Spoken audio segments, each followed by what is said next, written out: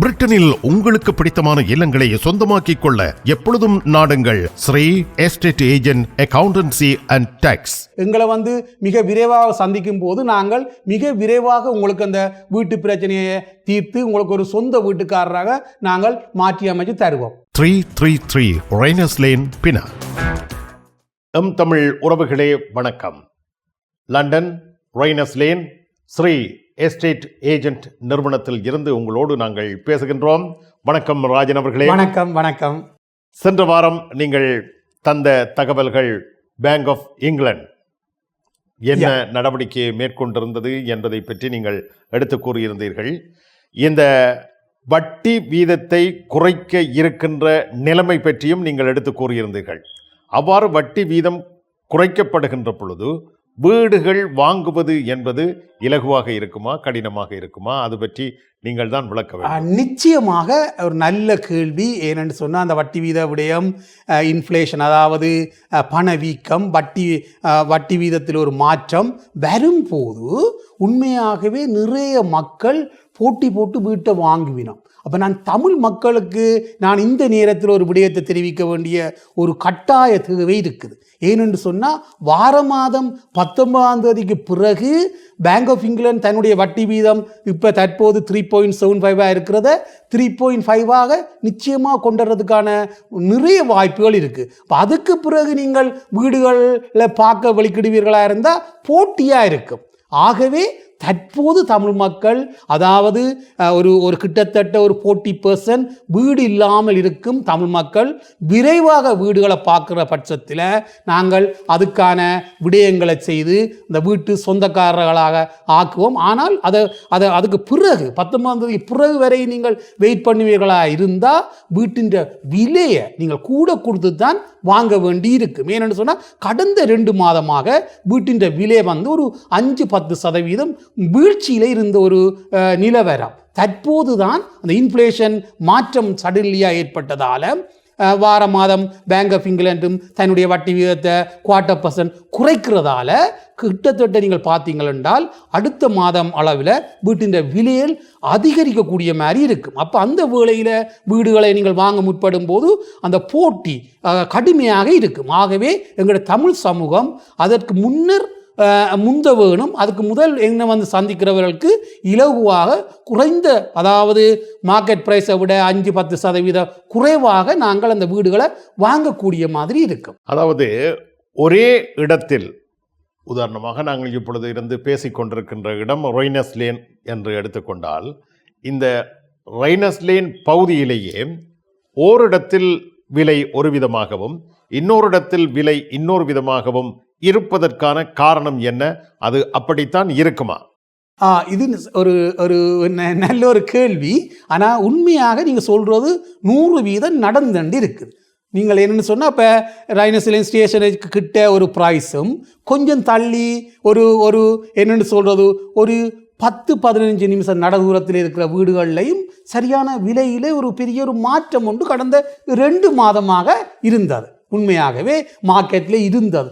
ஆனால் இனி அப்படி வருமானது கேள்விக்குரிய. ஏன்னு சொன்னால் இன்னும் இங்கே அதிகரிக்கும், அந்த வீடுகளும் அதிகரிக்கும். அந்த ப்ரைஸில் பெரிய டிஃப்ரெண்ட், அதாவது வித்தியாசமாக நாங்கள் எதிர்பார்க்க இயலாது இனிமேல் காலத்தில். ஆனால் கடந்த 2 மாதமாக இந்த எங்களோட அலுவலகத்துக்கிட்டே இருக்கிற இடங்களில் இருக்கிற வீடுகளும் கொஞ்சம் தள்ளி இருக்கிற வீடுகளில் நீங்கள் பார்த்தீங்கன்னு சொன்னால் ஒரு 25,000-50,000 ரூபா இந்த ப்ரைஸில் டிஃப்ரெண்ட்டாக இருந்தது.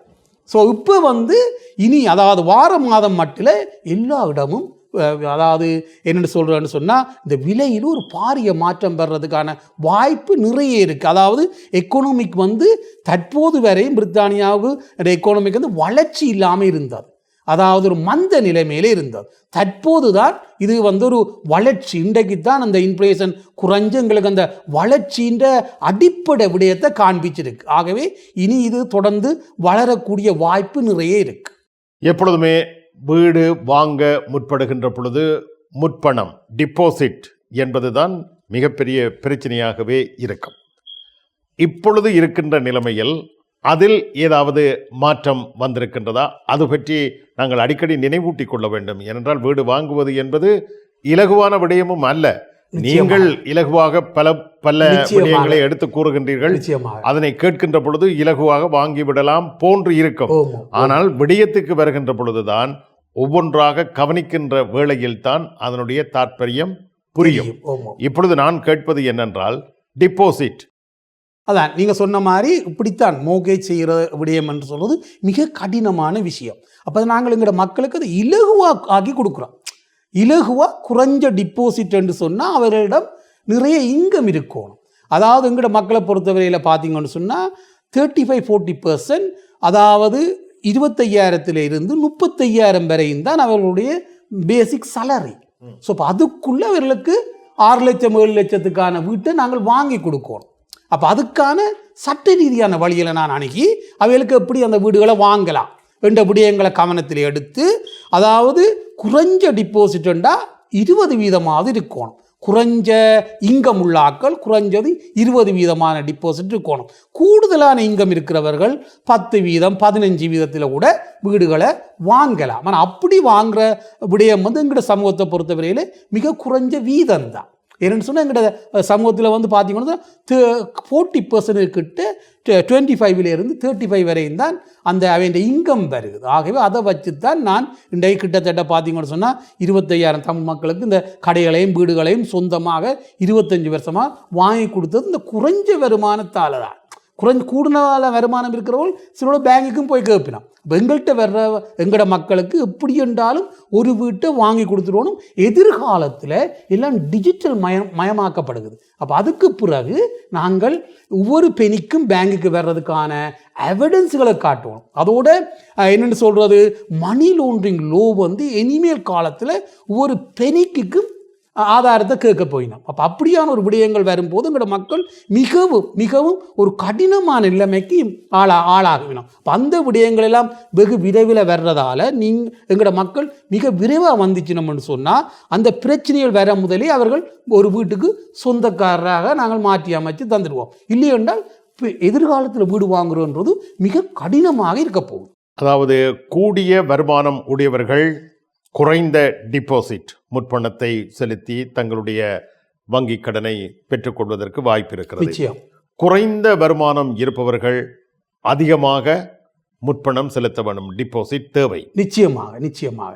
அவ்வாறு குறைந்த வருமானம் இருப்பவர் தானே சிரமங்களை அதிகமாக சந்திப்பார். நிச்சயமாக அவருக்கு உதவுவதற்கு வேறு ஏதாவது வழி இருக்கிறதா உங்களிடத்தில்? நிச்சயமாக அவைகளுக்கு ஒரு 20% டிபாசிட்டோட செய்து கொடுக்கக்கூடிய மாதிரி முந்தி 30%, 35% டிபாசிட் வரும்.